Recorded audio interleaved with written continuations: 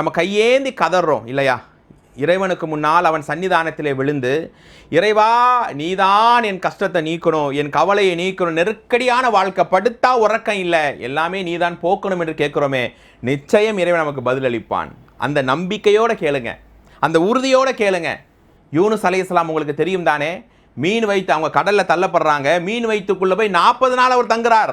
குர்ஆனிலே அல்லாஹ் ரப்பல் ஆலமீன் சொல்ற 37வது அத்தியாயம் 143வது வசனம், ஃபலௌலா அன்னஹு கான மினல் முஸப்பிஹீன் லலபிஸ ஃபீ பத்னிஹி இலா யௌமி யுபஅஸூன் லா இலாஹ இல்லா அன்த சுப்ஹானக இன்னீ குன்து மினல் ஸாலிமீன். இந்த திக்ர் அவர் ஓதிக்கிட்டே இருக்கிறார். அது ஓதலைன்னா மறுமை நாள் வரைக்கும் மீன் வைத்துக்குள்ளே இருந்திருப்பார்.